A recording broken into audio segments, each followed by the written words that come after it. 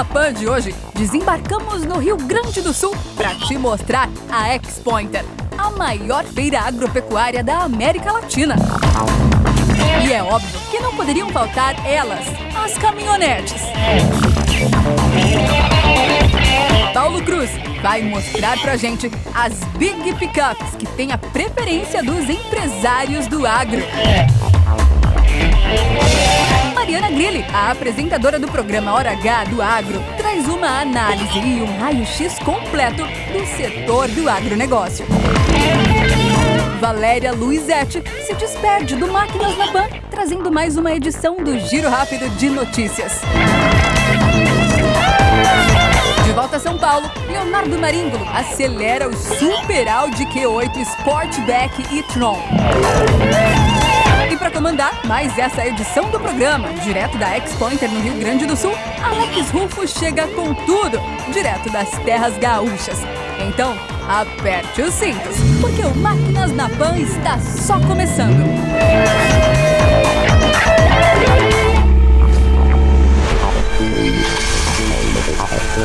Máquinas na PAN. Nosso futuro tem raízes fortes. Com esse slogan, a 48ª edição da Expointer abraça a inovação tecnológica que impulsiona, além do agro, maquinários agrícolas e, claro, o segmento de caminhonetes. São mais de 2,5 mil expositores numa área de 140 hectares, proporcionando uma ampla vitrine para o agro motor do Brasil. Os setores agrícola e pecuário representam 6 a 7% do PIB brasileiro. Mas quando a gente engloba toda a cadeia do agronegócio, com abrangência na produção, indústria, logística, comércio e serviços, essa participação pode chegar ao final de 2025 na casa de 30% do PIB nacional, com impacto direto do crescimento das vendas de picapes médias e de grande porte. Esses números traduzem muito bem o grande crescimento do segmento de picapes no Brasil. Produtores rurais, fazendeiros, cooperativas e transportadoras precisam de veículos mais robustos, com alta capacidade de carga e entrega de boa performance em estradas rurais. E é exatamente aí que as picapes se encaixam como uma luva, ou melhor, como uma botina para o produtor rural. O Brasil foi um dos mercados que mais comprou picapes no mundo. As vendas do setor cresceram 18% em 2024, justamente acompanhando as altas safras do agro, colocando o nosso país entre os 10 maiores mercados do mundo. A sofisticação do agro, com a chegada de inovações tecnológicas, motivaram as montadoras a entregarem para o mercado picapes mais luxuosas, confortáveis e muito conectadas. Atualmente, há ofertas e modelos voltados ao trabalho pesado, como Ford Ranger, Toyota Hilux, Chevrolet S10 e do segmento Premium, aquelas que o empresário do agro utiliza na cidade e estaciona à frente da sede da fazenda, como Ram, Ford F-150 e a super híbrida BYD Shark. A expectativa da Expointer é superar a marca de 800 mil visitantes nos 9 dias de evento. A maior exposição do agro da América Latina a céu aberto é um verdadeiro catalisador do futuro do campo e das máquinas. A Expointer sinaliza de forma muito clara que o agro é o fertilizante econômico que mantém o segmento de picapes em alta, tanto como instrumento de trabalho como símbolo de poder no campo. A força da agropecuária e a força bruta das caminhonetes.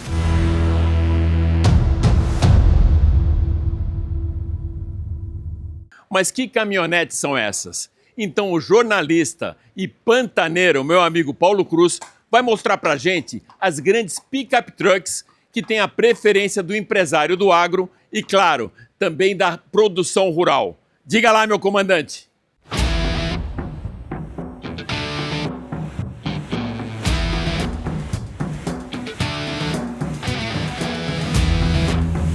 No mundo agro, o status não é medido só no chapéu, na bota ou na fivela do cinto. Ele vem também sobre rodas. São as chamadas picapes full size, que esbanjam cromados, força, tecnologia e muito conforto. E hoje brigam pelo bolso e pelo gosto do consumidor, né? Nesse mundo agro, no topo do agro, as picapes Ram, F-150 e também a Silverado. O chapéu, a fivela, a botina, tudo faz parte, né, da vida do homem do campo, assim como também as caminhonetes. Essas são as máquinas que andam no mundo agro da porteira para fora, como a gente chama. Dentro da fazenda você tem um maquinário que serve para movimentar a terra nas nossas plantações.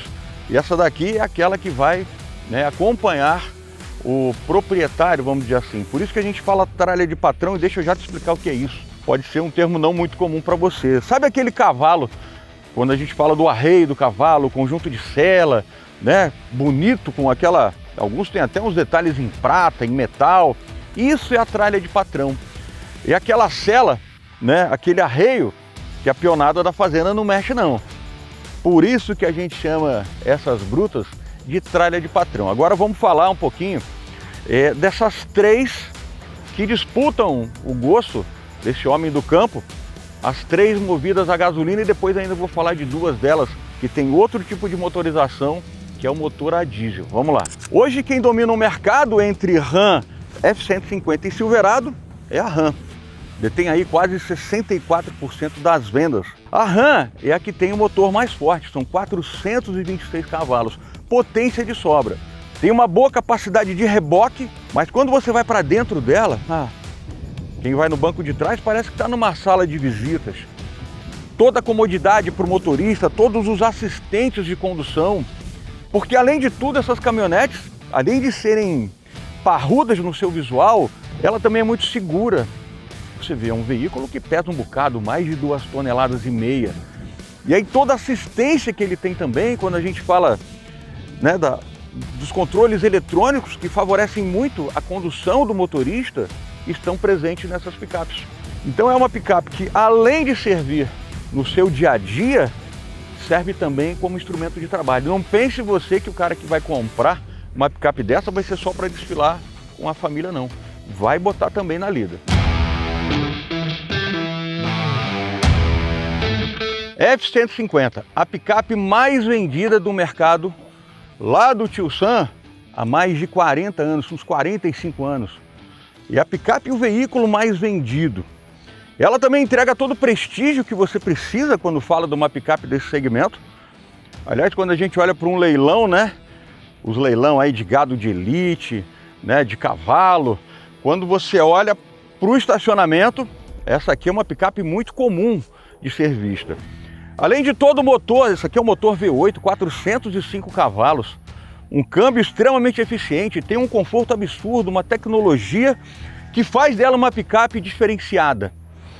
Então a F-150, por tudo que ela entrega, pelo seu desenho, né, a gente está aqui com uma, inclusive, numa região bacana aqui do nosso estado, é uma das picapes que está indo muito bem. Inquestionavelmente, é uma picape que entrega muito. Quem decidir estacionar uma bruta dessa na sua garagem vai estar muito bem servido. Vocês viram que eu abri a caçamba só aqui no controle. Para fechar, a mesma coisa também. Olha a comodidade disso. E outro detalhe que eu vou falar aqui para você, a gente está falando do homem do campo, mas as mulheres no campo também têm ganhado muita força. E muitas delas a gente vê desfilando nesse mundo agro, são as chamadas patroas, cada vez mais presente com a sua inteligência e com a sua perspicácia no jeito de fazer negócio. A Silverado, a última do time a desembarcar no Brasil, e nem por isso a menos interessante. A Silverado, para mim, tem um dos visuais mais bonitos quando a gente fala de cromado, da imponência que ela empresta. Tem um motor menos potente entre as três que a gente está citando, mas tem uma grande capacidade de reboque e a que carrega mais carga na carroceria. O forte dessa picape é a sua conectividade. Quando você entra dentro dela, você percebe toda a qualidade desse projeto da Chevrolet lá no mercado norte-americano. E tem também a turma que não abre mão do diesel, e aí nós temos duas representantes que também têm muita força. Estou falando da Ram 2500 e da Ram 3500. E quando a gente fala da 3500, é a maior das caminhonetes, é quase um caminhão, né? Pelo seu tamanho, pela sua motorização, muito forte também. E ela realmente empresta, talvez, a que mais impressione nesse mundo Independente da sua escolha, se você curte esse visual do chapéu, da bota, da fivela, não importa. Você tem que entender que também precisa respeitar muito o homem do campo. De repente o fazendeiro que chegou lá e hoje recebe muitas críticas. Se ele tem o poder aquisitivo de estacionar uma dessas caminhonetes na sua garagem, é porque ele já produziu muito alimento. Alimento que inclusive já pode ter passado pela sua mesa, no algodão da roupa que você veste, no couro que você usa na sua bota. Então pensa nisso, a valorização do homem do campo. E qualquer uma dessas três que você decida estacionar na sua garagem, você vai estar muito bem servido. E aí você vai sentir o que é ter uma tralha de patrão na sua garagem. E é com muita honra que a gente recebe hoje no Máquinas na Pan a apresentadora craque da Jovem Pan da Hora H do Agro, Mariana Grilling. Oi Alex, muito prazer em participar aqui do Máquinas da Pan, falando de agro com você. Agro que é o meu negócio, né? Já vou aproveitar inclusive para fazer o convite para as pessoas conhecerem o Hora H do Agro, que faz parte aqui da programação da Pan. Eu estou sempre trazendo essas notícias do campo, mas dessa vez quem está aí é você, né? Na Expo Inter, uma das maiores feiras agropecuárias da América Latina. A feira é um orgulho para os gaúchos, inclusive por conta da notoriedade que a feira tem para pecuária. E aí, para o pessoal ter uma noção do que a gente está falando, somente no primeiro fim de semana da feira, foram quase 260 mil pessoas aí no Parque de Exposições em Esteio, que é onde acontece a Expo Inter todos os anos. E aí o produtor, o empresário rural, então aproveita essas feiras como a Expo Inter para fazer test drive, para conhecer esses modelos. E aí então as montadoras, como eu disse, a cada ano têm investido mais nesses espaços, nesses estandes, em experiências imersivas para o produtor ter o máximo de contato aí com a máquina e trazê-la para dentro da propriedade rural. Isso falando de caminhonetes, mas isso também acontece com os tratores. Tem feira agrícola que faz test drive de trator também para entender potência, para o produtor sentir o gostinho de operar ali uma dessas grandes máquinas. E falando não só de trator, mas de novo, né, caminhonetes, picapes, esse segmento que está de olho no agro, mas é porque tem muito empresário rural que vai para as feiras para fechar frota, né? A gente não está falando, vale dizer também que a gente não está falando de uma compra de 1 ou 2 veículos, né? Tem produtor que vai com apetite de renovar a frota inteira da fazenda, às vezes até mais de uma fazenda. Então sai ali dezenas de caminhonetes por uma compra só.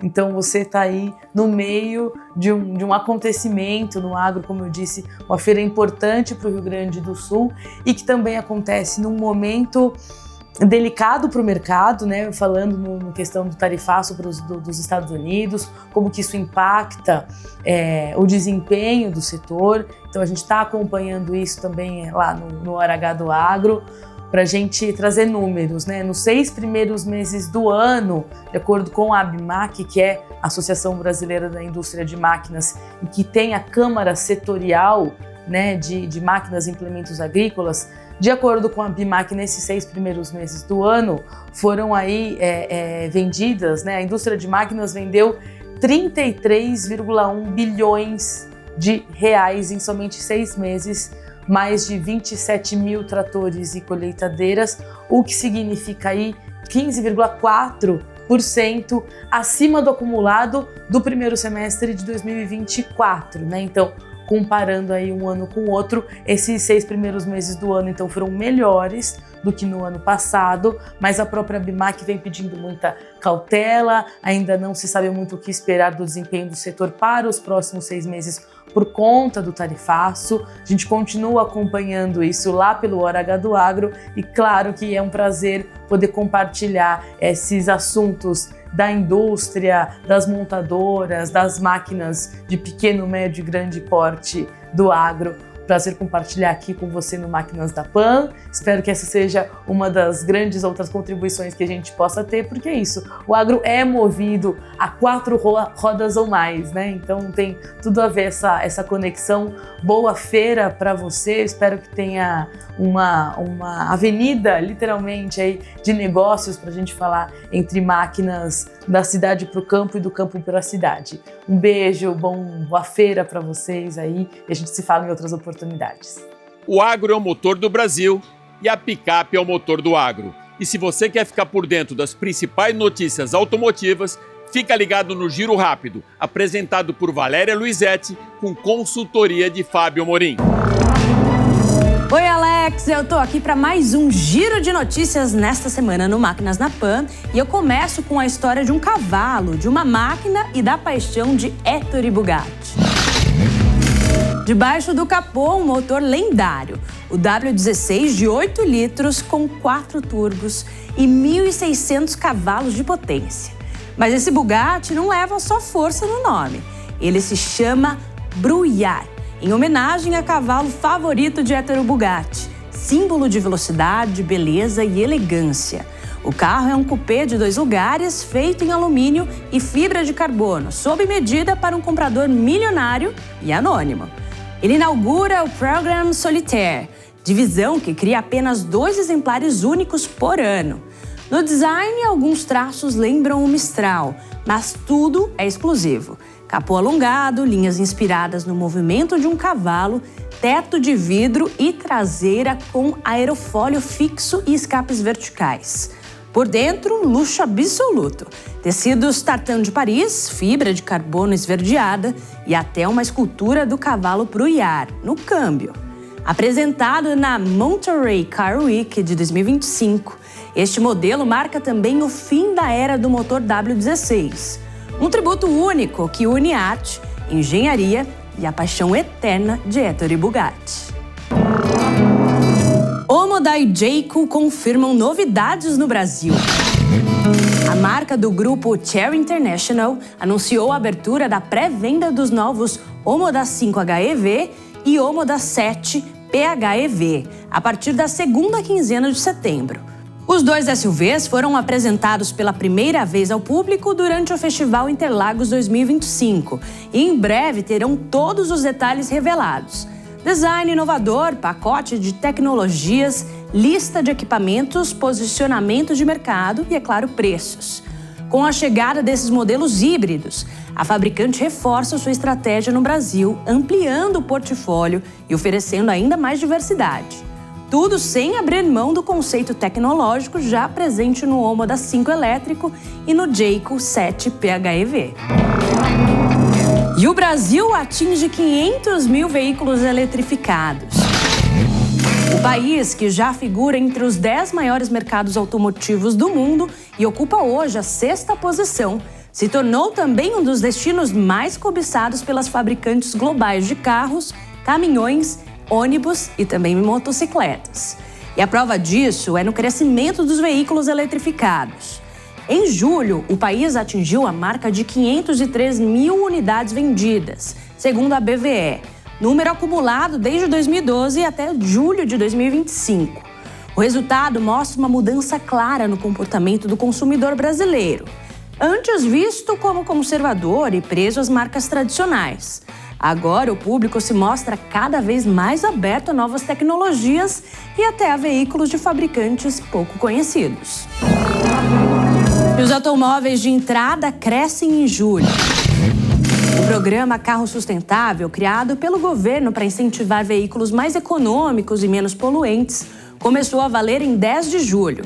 Ele define requisitos para motores e emissões, beneficiando principalmente os carros de entrada, os modelos mais acessíveis do mercado. Mesmo nos primeiros dias, as vendas reagiram. Segundo a Fenabrave, os emplacamentos subiram de 85.588 no ano passado para 95.305 este ano, alta de 11,3%. Os modelos 1.0 tiveram um desempenho ainda melhor, com crescimento de 13%, impulsionados também por descontos promocionais. O resultado mostra que o programa já começa a influenciar a escolha dos consumidores, estimulando carros mais econômicos e acessíveis. Bom, Alex, esse foi o nosso giro de notícias aqui no Máquinas na Pan. E agora eu volto com você. As picapes de grande porte, você já teve uma aula com o nosso querido comandante Paulo Cruz. E para ficar por dentro também de um raio-x geral dos utilitários, eu convido agora meu querido Renato Maia, do canal Falando de Carro. Muito bem, Alex, é sempre um prazer poder participar com vocês aqui no Máquinas na Pan e a minha missão de hoje é contar sobre o mercado de picapes média. Até porque esse mercado tem crescido bastante nos últimos anos porque todas elas começam a se atualizar a partir de agora. Mas, logicamente, a Hilux domina esse mercado e é líder absoluta por muitos anos. Mas, curiosamente, a gente percebe uma guinada da Ford. Após a atualização com a nova geração da Ranger, a picape chamou muito mais atenção do público e hoje superou a Chevrolet, que sempre foi muito forte no segmento de picapes médias aqui no nosso mercado, tanto para pessoa física quanto para a pessoa jurídica. E a gente vê agora a Ford simplesmente passando ela e ser vice-líder com muito menos concessionários aqui no nosso mercado. Uma outra coisa, a gente já nota uma nova mexida no mercado e a Hilux deve ganhar uma nova versão a partir do ano que vem. Não seria uma nova geração, mas uma atualização bastante significativa. Um outro ponto foi a própria atualização da Fiat Titano, que chegou aí no nosso mercado com um conjunto péssimo, principalmente com relação à suspensão, e agora, com nova suspensão, novo motor e novas tecnologias, fizeram o público se atrair por ela e eu acho que ela deve chegar aí mais competitiva a partir do final desse ano e no começo do ano que vem. Mas em 2026 a grande novidade vai ficar por conta da nova Ram Dakota, que seria a prima evoluída da Titano. Até porque a Stellantis já está mexendo nos seus pauzinhos e ela deve estrear lá no final do ano na Argentina, com chegada confirmada para 2026 aqui no Brasil. Então, com isso, a gente consegue perceber muito bem como esse mercado de picapes médias tem crescido aqui no Brasil e cada vez mais ganhando a atenção do público. Elas chegaram, alguns anos atrás com aquele intuito de ser uma picape de trabalho, rústica, sem muito acabamento, mas com o passar dos anos, a galera começou a cansar dos SUVs, mas ainda querem carros mais altos, mais robustos. Então as picapes têm ganhado cada vez mais essa atenção. Então a gente nota como a Ranger, por exemplo, é uma picape com bom acabamento, a própria BYD Shark sendo a picape mais completa nesse sentido de tecnologia e refinamento, e a própria GWM Power P30 chega ao nosso mercado com uma picape robusta, tecnológica, com muitos equipamentos e também com um índice de nacionalização bem interessante. A gente sabe como a GWM trabalha muito bem na atualização dos conjuntos para ser vendidos aqui no nosso mercado e eu acho que ela, com o seu preço extremamente competitivo, custando muito menos do que as versões topo de linha tradicionais, deve atrapalhar um pouquinho do mercado das principais como Ranger, Hilux e também a Chevrolet S10. Então a gente percebe que as próprias chinesas também estão chegando no nosso mercado com produtos competitivos e produtos robustos. É um segmento delicado, é um segmento onde o cliente ele é muito sensível a novidades, resistente principalmente a robustez e famas de produto. Então agora com a chegada das chinesas e essa nova reformulação de Titano e a chegada da Dakota devem mexer com esse mercado de picapes média no próximo ano. Mas eu acho que de toda forma a Hilux deve seguir sendo líder de vendas por aqui, porque Toyota é uma marca muito forte, resistente e com um bom pós-venda. Vamos ver aí a partir do ano que vem como que vai se comportar esse mercado, que deve ser extremamente competitivo e agitado também. Um forte abraço, Alex, e até a próxima!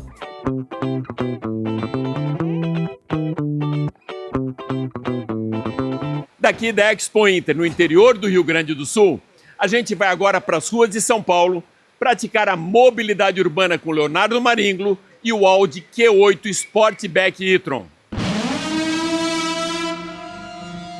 Olha eu aqui de novo, dessa vez para falar desse grandalhão aqui eletrizante, o Audi Q8 Sportback e-tron.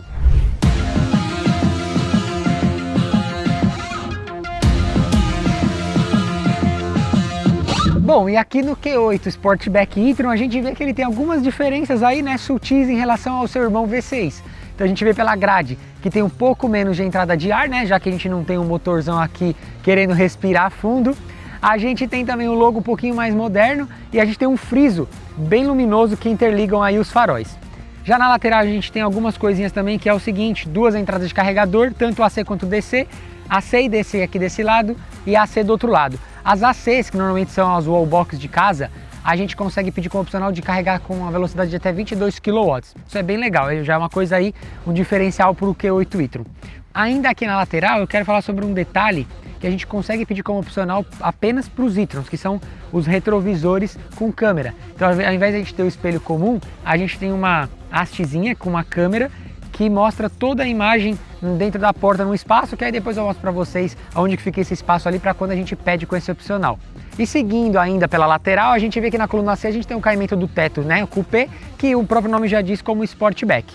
Já na traseira, a gente tem as famosas lanternas que são interligadas, né, aí com design já mais futurista, e a gente tem dignos 528 litros de capacidade no porta-malas, é bem generoso. Ah, e aí a gente coloca um pouquinho mais aí, porque a gente acaba tendo um bagageiro aqui na frente, já que a gente não tem um motor. Mas já o bagageiro na dianteira acaba aí ocupando esse espaço com o carregador móvel do e-tron.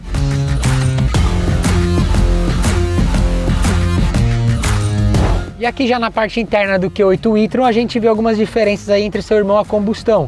Começando aqui pelo cluster, que a gente vê que tanto a moldura quanto o grafismo, né, a grafia, são diferentes. Multimídia e climatização são iguais, tanto configuração como o modo de mexer aqui não muda nada. Uma outra diferença também que a gente tem é na manopla do câmbio. Aqui a gente não tem uma manopla totalmente móvel, a gente tem uma parte fixa em cima e a gente move só a pontinha dela aqui, dizendo se a gente vai colocar no PRN DOS, né, junto aqui do lado com o freio de estacionamento eletrônico. O auto hold já está habilitado, eu estou usando muito, isso me facilita muito no dia a dia. Conforto e acabamento do carro. Ó, a gente tem couro no painel, a gente tem couro e alcântara nos bancos, né, te traz um pouco mais de conforto quando você senta, não fica nem tão gelado, nem muito quente os bancos. E uma coisa que eu achei muito impressionante é que alguns carros elétricos, normalmente a suspensão ela acaba chegando um pouquinho mais no final do curso, ou a gente tem essa impressão, né? E por quê? Porque a bateria é muito pesada, então faz com que a gente sinta essa porrada às vezes quando pega algum buraco, alguma coisa. No Q8 e-tron eu achei isso muito diferente, eu achei que está muito confortável, a suspensão absorve muito bem as deformidades do asfalto e isso é um ponto positivo muito grande, porque eu já dirigi entre perua, SUV, crossover, elétrico e todos têm um pouquinho desse, né, dessa mesma característica e aqui é um pouco diferente. Ah, o detalhe que eu ia mostrar para vocês do retrovisor, esse espaço que sobra aqui na porta, quando não tem um retrovisor com câmera, é o espaço para quando você bota opcional, eles colocam uma tela aqui, mas vamos andar, que eu vou mostrar para vocês um pouquinho agora sobre a potência do e-tron e também a regeneração. A gente vai falar um pouquinho de autonomia, regeneração e motor. Vamos lá dar uma volta com ele.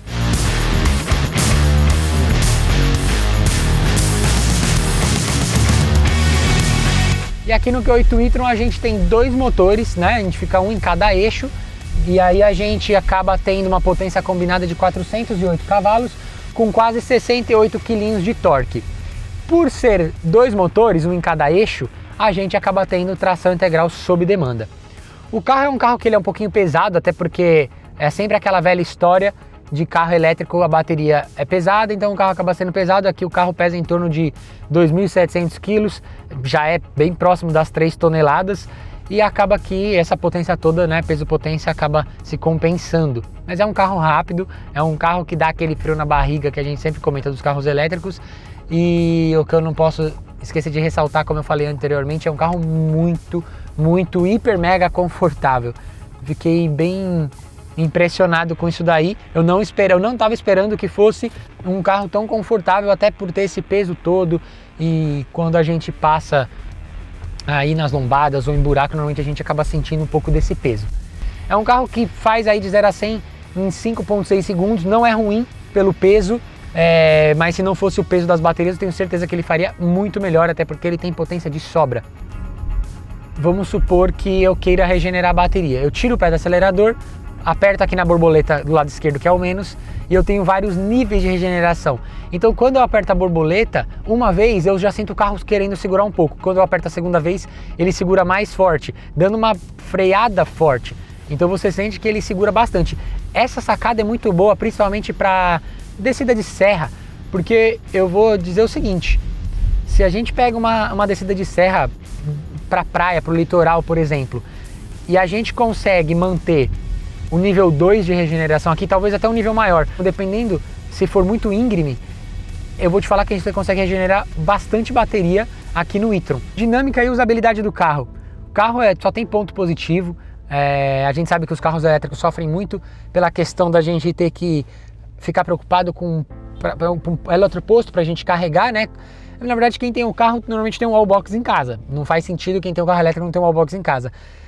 Mas às vezes quando você está na estrada, que é aquela famosa questão de achar um eletroposto disponível, acho que fica sendo a maior dificuldade de um carro elétrico. Mas é um carro que me surpreendeu muito no dia a dia, eu tenho usado ele muito para trabalhar, para fazer minhas coisas pessoais, tem me atendido super bem, eu não precisei ficar indo atrás de nenhum eletroposto, um wallbox por aí, para ficar carregando o carro. Como eu falei, a dinâmica dele é muito boa. O ponto sempre negativo do carro elétrico é que ele é muito pesado, só que o ponto positivo é bateria no assoalho, centro de gravidade no assoalho, então quando a gente vai fazer alguma curva mais fechada, a gente não precisa tirar tanto o pé do acelerador, porque como a gravidade está lá para baixo, a gente não sente a traseira rolando e jogando para o lado oposto, então ponto positivo aí. Eu tô ficando mal acostumado, digamos aí, ao meu amigo Alex, porque cada dia eu testo um carro mais legal do que o outro. Valeu? Vou aproveitar mais um pouquinho aqui, porque o elétrico é sempre muito divertido, a arrancada sempre me surpreende muito e é o carro que sempre dá um frio na barriga de 0 a 100.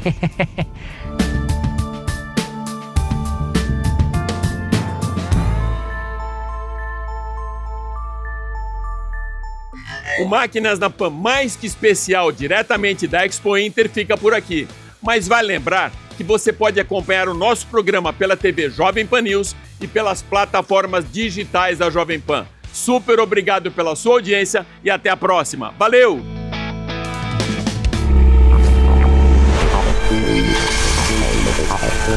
Máquinas na Pan. A opinião dos nossos comentaristas não reflete necessariamente a opinião do Grupo Jovem Pan de Comunicação. Realização Jovem Pan.